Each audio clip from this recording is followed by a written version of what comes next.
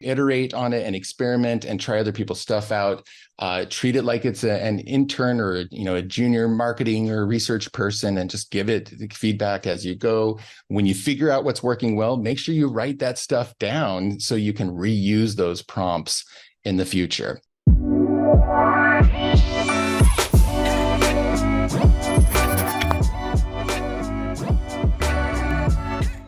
Welcome to today's episode of Influence by Design. I'm your host, Samantha Riley, and today we're going to dive down the AI rabbit hole and really talk about how you can use AI to speed things up in your business, maybe in some different ways that you thought about before. And how I've invited today's guest, Jason Van Orden, is I am subscribed to his LinkedIn newsletter, which is fabulous, and I thoroughly suggest that you connect with Jason on LinkedIn and subscribe to his newsletter. But it came out and was talking about using AI for customer research. And I knew that I had to reach out and ask him to come onto the show. Now, let me tell you a little bit about Jason. He works with coaches and consultants and helps them to double their income and work with 10 times as many clients without working harder or sacrificing client results. And who doesn't want that?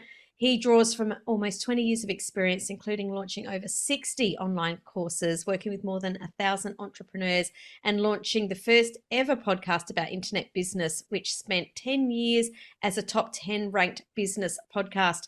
So welcome to the show, Jason. It's fabulous to have you joining us. Yeah, absolutely. My pleasure. Thank you for the invitation, Samantha. Such a pleasure. You've been in my world for a while. I attend your networking events. You've been on the panel on my other show, Next Level Influence, and now you're here on Influence by Design podcast. So I feel super lucky that I've gotten to speak to you so much because you're so knowledgeable and inspiring. Tell us a little bit about how you came to use AI to do your customer research. Yeah, it's as soon as AI started popping up, I'm a former software engineer. And so I kind of get fascinated by this stuff. And I tend to be an early adopter. So I just dove in and started experimenting with like what's going to work. And I ran into a lot of the usual frustrations that people do. It's like, is this accurate? Is this, I don't know if this is giving me what I want. It doesn't seem to be understanding and stuff, but I stuck to it. And I knew that this was one area that I wanted to crack the code in terms of customer research or customer discovery, because it's such a fundamental and important process that I use with all of my clients, and I suggest that others do in their own business, of really understanding what's going on in the mind of your ideal client, your ideal prospect, in terms of what's their reality right now. What's the language they might use to talk about the outcomes that they want? What are the obstacles that they're running into? So you can make sure that you address those obstacles, whether in your marketing or your program. What are the things maybe that they have tried before and it didn't work out for them, so that I can position my offer against the things that haven't worked well for them? What are the things that they're saying to others as they express their frustrations about what they want, why they're not getting there, what I call the gap, right? That's in between where they're at and where they want to go. And all of this information is such a rich resource for creating content, creating messaging that resonates, that's relevant to the people that you want to help. You can apply it. It makes it so much easier to create great offers that will for sure address the wants of the people that you're helping. I mean, as experts, we know what they need, but it's important to know what they also in their terms want as well. And so a lot of these questions we ask ourselves when we're creating content or offers, like, I don't want to put something out there that's going to fall flat. I don't want to miss the mark somehow. I don't want to spend time and energy on something that's not in the right direction of what people will respond to. If you do some of this customer discovery up front, that lays the foundation and ensures that you're not making bad assumptions or going down the wrong path. And so I got into it because I saw the opportunity, and it's such a key, important part of any business owner's strategy as they move forward. So I just experimented with it until I figured out and started getting results that seemed promising. I shared it with clients recently. They're like, wow, Jason, I went down the rabbit hole. This was so interesting, so helpful, so great, and like awesome. So I went into LinkedIn, shared a little bit of it there. That's where you saw it. Others started responding to it. And so here I am now. I'm like, okay, great. It seems like this is useful. And I've had great results. My clients have had great results. So, let's get this stuff out there. So that's the background. I love that. Before we move on, I just wanted to touch quickly. You talked about the difference between our clients, what they want, or our prospects, essentially, what they want versus what they need. And I think that this is really important. And I wanted to go back and touch on this before we move forward, because I find, and I don't know if you find this, that a lot of coaches are so good at what they do and they so understand what the core problem really is that they forget to touch on what the customer wants. The way that I describe this with my clients is, if you've got a prospect with a headache and you're a health coach, they're often like, well, that's not the core problem. We need to make sure that you're looking after this and eating good food and Right. taking the vitamins. And that person's just like, I just got a headache.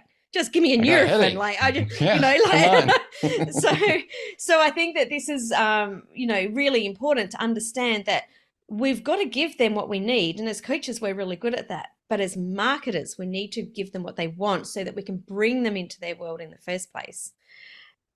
Yeah. I actually have a good example just to illustrate this too, in a specific business sense. And this was actually before the AI thing. This would have been much easier if had AI been around. But a client that I worked with had this wonderful framework for helping teams be more resilient. She found that in her research is like, if we can help people at work be more resilient, we're going to get better outcomes. People are going to stick around. They're going to be more loyal and more engaged. Well, the struggle was, as we tried to sell her going into organizations and talking about resilience, managers and leaders were not waking up in the morning going like, you know what, if only my team was more Mm. resilient, then Mm-hmm. that's not what they were looking for. And one of my favorite marketing and sales quotes is always, but by Robert Collier, is always enter the conversation already going on in the mind of your prospect. But that Mm-hmm. requires knowing, well, what is that conversation going on in their mind? So I set her to doing some customer discovery, which she loved. I told her, go do a half a dozen of these interviews. She ended up doing like 25. She was getting so much great information. And we're going to talk here in a minute how to use AI to do this now. Mm-hmm. And what she started figuring out was people were worried about losing their best employees who had been around. They'd invested time in them. They had organizational knowledge. Like, I can't afford to lose my good people. It's too costly to the organization. Okay, great. Check number one. Number two, they were worried about not getting enough engagement and output out of their teams because everyone was so burned out. This was a couple of years ago when everyone was just so drained by COVID and all the other things that have gone on. So we're like, aha, okay, we need to meet them where they're at, talking about burnout and talking about losing their best employees, and through a conversation, help them see resilience, and particularly her resilience framework is the answer that they're looking for. But Mm-hmm. before you can do that, you got to know where to meet them first. And that's where customer discovery can be so helpful. Love that so much. Love it. Why is AI, or what is the, I guess, the benefit of AI when you can have those the conversations with customers? I mean, the first thing that's coming up obviously is time, but are you finding that you get better results through AI or different results? Yeah, so it's when doing customer discovery, it's good to have different. First of all, it's good to have different data points to Mm-hmm. look at. And by data points, I mean it's like, okay, one-to-one conversations absolutely are something important. I think even if you use the AI, you should do some of those as well. But searching through the internet and going through communities and seeing what people are saying, or there's lots of other research you can do initially to kind of zero in on some of those initial ideas of, okay, well, what are they worried about right now? What are they looking for? What have they tried before? So AI can grease the wheels, remove some of the friction of doing some of that initial research, so that when you do go and have the one-on-one conversations, you know where you want to go deeper and understand more, or what you would like to validate or verify. So what used to take hours of potentially doing Google searches and looking on Reddit and Quora or wherever your people, Facebook groups, wherever they might be, now you've got this robot, this computer that has been fed tons and tons and tons and tons of data and can in moments correlate, bring that together and summarize it for you, as long as you ask the right question so it knows what to give you. So I would say it makes the initial phases of customer discovery that much faster and easier, so that when you do go have those conversations one-on-one with people, you're that much better prepared and can immediately start going deeper into what it is that you need to know more. Mm. What I found really interesting when I did this, which I did after I read your newsletter, I was like, oh, wow, I never even thought about it for customer research, is that Mhm. one of the things that came back repeatedly, so it wasn't just mentioned once or twice, it was repeatedly mentioned through a lot of questions, because I just kept going backwards and forwards and it just kept coming up over and over, is something that no one had ever said to me. Yet when I fed it back and said, do you have this problem? They're like, oh my goodness, yes. But I didn't realize how to put it into words. It was a feeling that I guess because they hadn't heard other people say it, they'd never said it. It was Right. fascinating, absolutely fascinating, where every single person went, yeah, that's exactly what was on my mind. So I thoroughly recommend going through this process, but it is all to do with the good prompts, right? Because The shit good in, prompts. shit Yeah. out, but great prompts in gives you great responses back. What constitutes, in your words or in your mind, what constitutes a good prompt? Because we hear about good prompts, but what is it actually? Yeah. A good prompt is one that gets you what you're looking for. Now, that's that's obviously not a helpful answer on its own, and that's hard to know what the right prompt is. So one thing is that experience helps you formulate good prompts, or listening to people who've already tried it and say, here's a good starting point. But one of the first things I want to say is like, hey, if it takes you 2 or 3 or 5 prompts to get to where you want to go, that's fine. In the same way that interviewing somebody one-on-one, you'd probably spend a half an hour, ask a question, ask a follow-up question, ask another question, right? And one of the things I don't think people realize with AI is that you look at it, you work with it as if it's kind of an intern or like a junior marketing and research person on your team.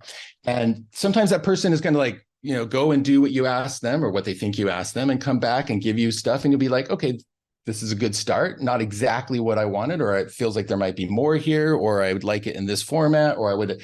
And that's what you do is you give it feedback.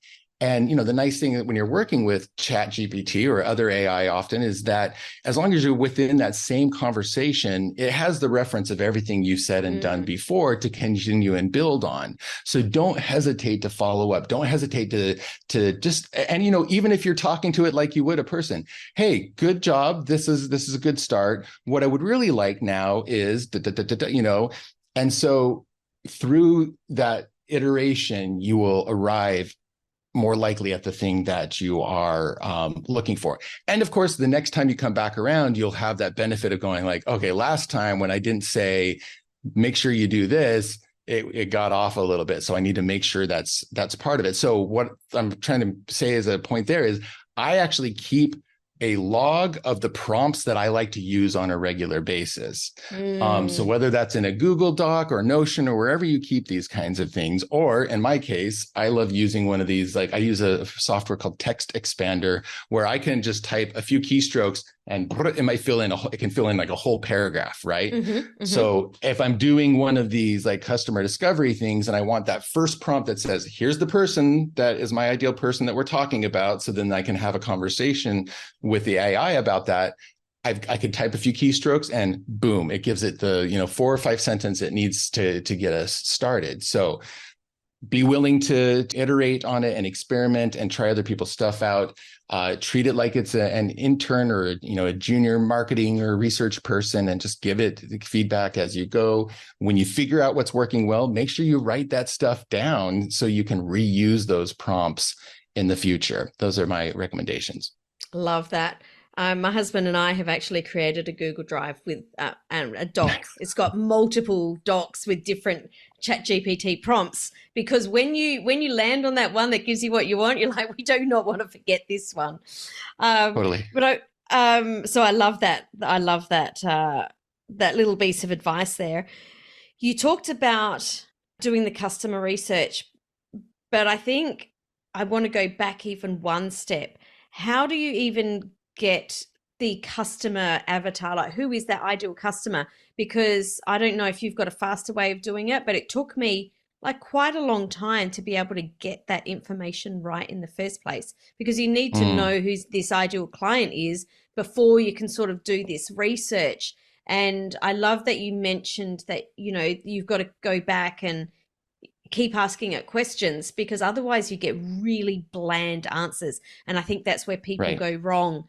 So how do you or how can you help our listeners today get that really good customer avatar in the first place, which is the foundation of, asking all of these questions? Yeah. So, I mean, the one of the underlying principles, which will not be new, I'm sure, to your listeners, is you need to have that specific idea of who you do your best work with, who you want to attract most, who is that person. It's not to say you're excluding anybody else, right? But you need to zero in.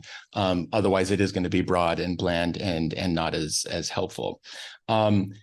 One thing you can do too, and this is a place I think we all start with customer discovery and research, is think about the clients you've already worked with. So bring to mind one or two or three people who are like, you know what, I want more people like that.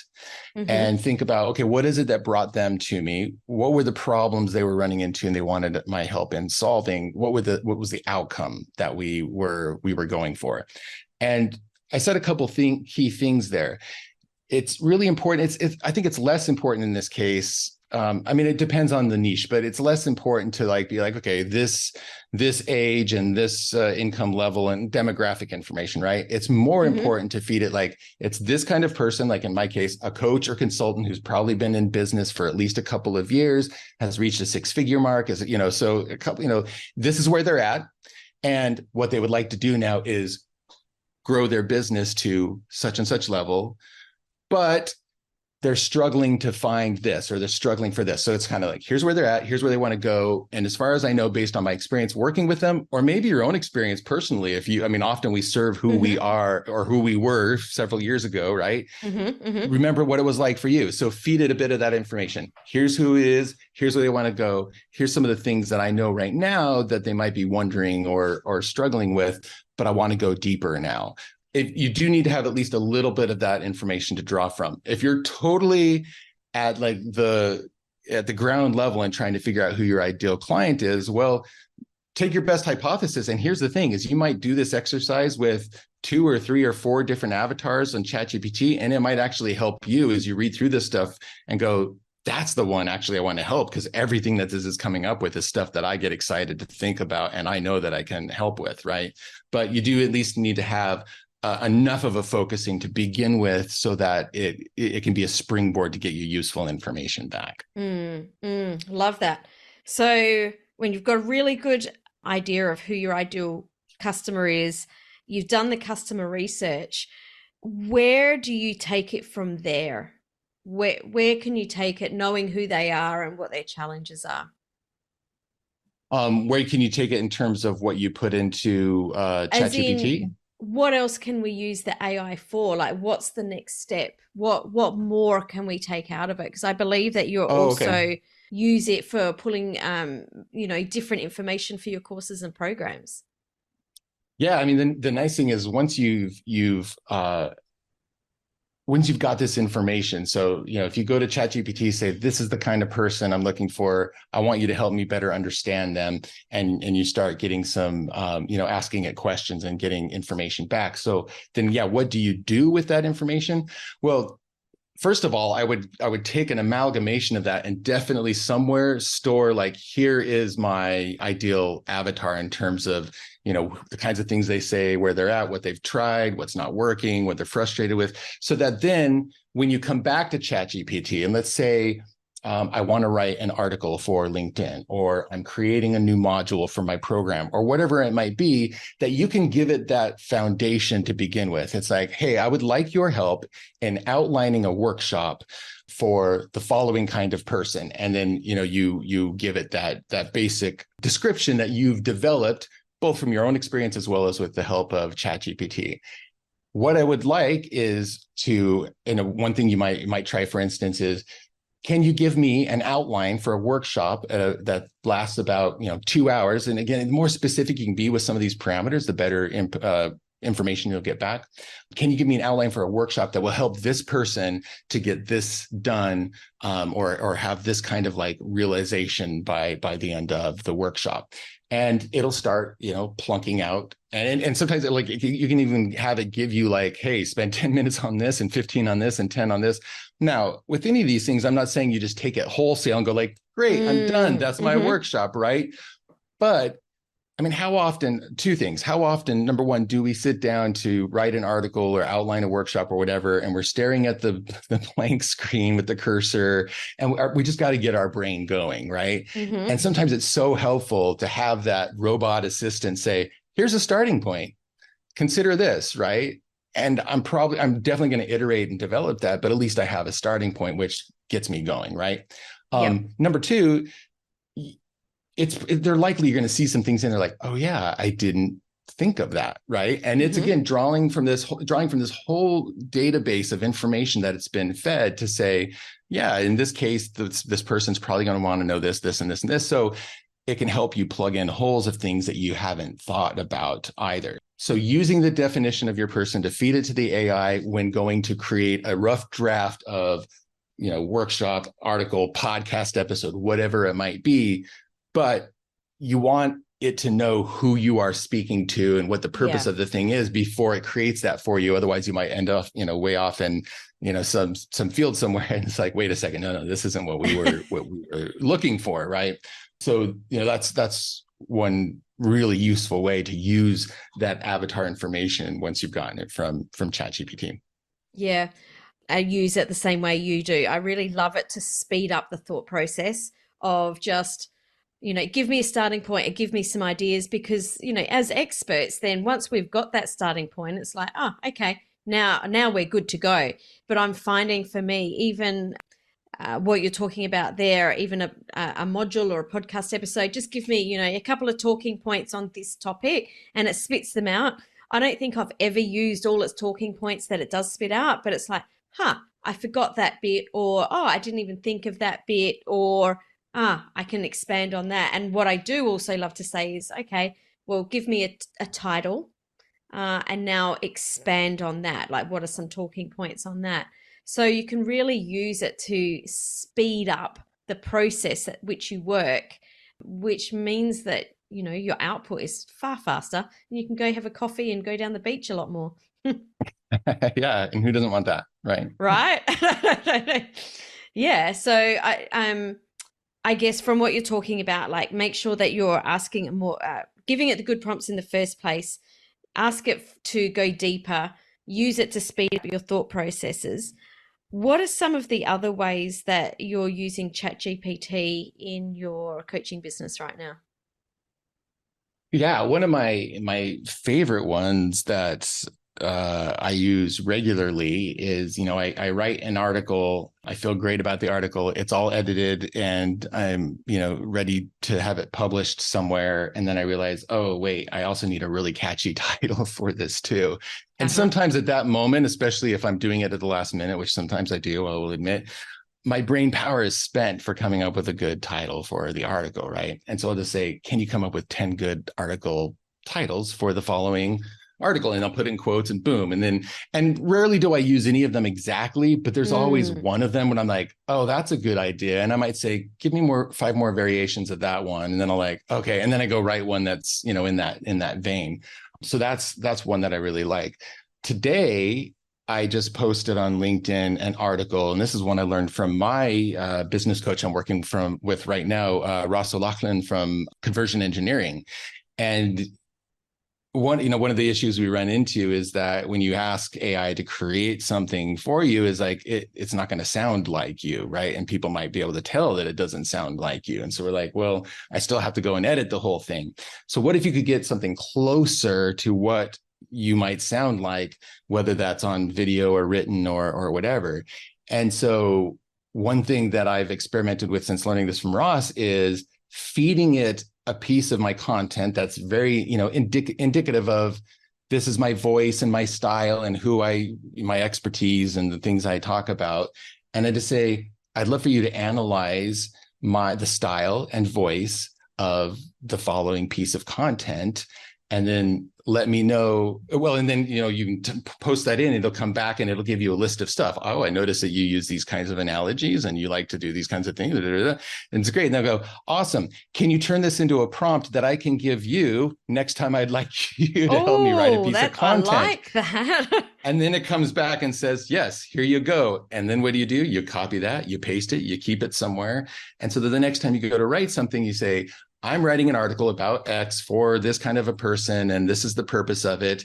Here's my style, and so you give it the thing that it's done to analyze your stuff. Now, you're still probably going to need to do some editing, but it's going to be a lot closer than what you otherwise would have.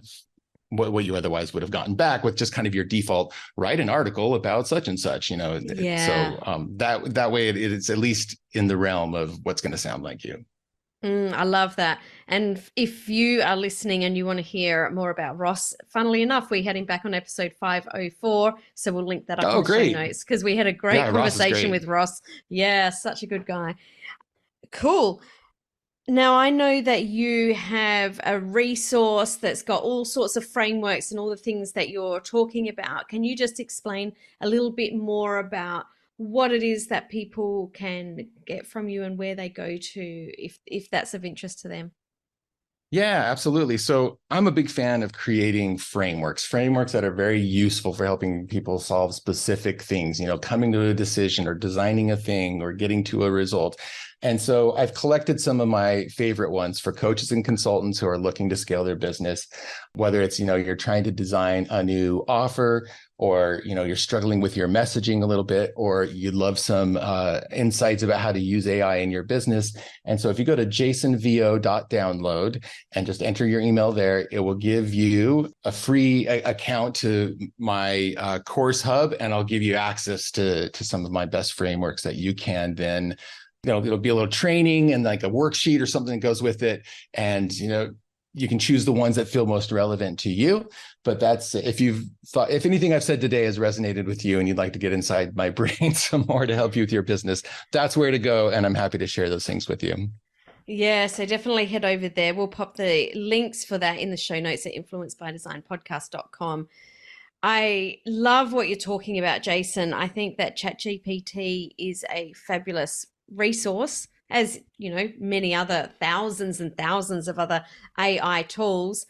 I also think that integrating them into our business and still using them as the, I guess, catalyst for us to take our expertise and our thought leadership to the next level is where, as thought leaders, we're going to be able to stand out, because we're going to see a lot of vanilla coming out. And I don't know about you, but I already am. You can tell when as a title is specifically written by ChatGPT, it's got a certain Right. framework It to does it, and you that. can tell. There is a certain Yeah. thing. Totally. Right. Yeah. Yeah, and you can tell straight away. So I think that where we've got the opportunity is to use it, put it, add it into the mix of our expertise and use it to take our work to a much higher level is where the opportunity is for us right now.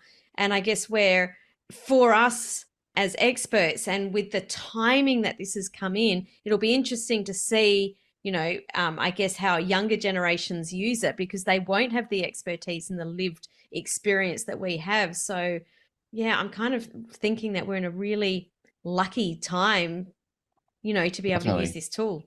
Yeah. Yeah, absolutely. I mean, you've been in business for a while, as have I, and in the couple of decades I've been online, like there are those 2 or 3 moments when you're like, oh, something just shifted. And of course, social Mm, media was definitely one of them, right? YouTube and Facebook and all those coming about. But this is AI is 100% another one of those. And you just see everything shifting with how people are operating. And so there's a lot of opportunity. It's exciting. It can be scary, but it's also, yeah, huge opportunity for those who are willing to dive in.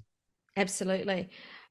What is one thought that you want to leave the listeners with in regards to using specifically ChatGPT, because that's what we've been talking about today? Something that they can, a thought that you want to leave people with, or something that they can noodle over after they've listened to this episode. Yeah, I mean, if there's, people, I'm sure there's a couple different types of people listening to this, either ones who have tried it and are like, oh, that's a cool idea. I'm going to go try that too. And they hadn't thought of that. And that's great. I'm glad we gave them some ideas. So absolutely, please go use it and let us know how it goes. And then those who are listening, like, I keep hearing this sounds enticing. I don't know. I also hear that it's going to destroy the world, Yeah. or that it's going to, Take our jobs. it's take our job, that it's not accurate, and yeah, there are all these things, but nothing that we've shared here today is saying, just let it take over and do everything for you, right? just be willing to dip a toe in, right? And if all you do from this interview is to, our conversation today is go over to ChatGPT and just type in, I would like you to help me better understand my ideal client. Let me tell you a little bit about them, and then type 4 or 5 sentences and then hit enter and just see what comes back. And then just start a conversation with it. Okay. Just try it out. Just see how it goes. You might surprise yourself. And then you also might need to set a timer because you may end up down a rabbit hole and not realize how much time has passed. So fair warning there too. But that would be, it's like dip a toe and see how it goes. Like there really is a lot of possibility if you just go through that learning curve that there can be to get to where it's truly useful for you. Yeah, I love that. Definitely wise advice. There is a learning curve, but stick with it.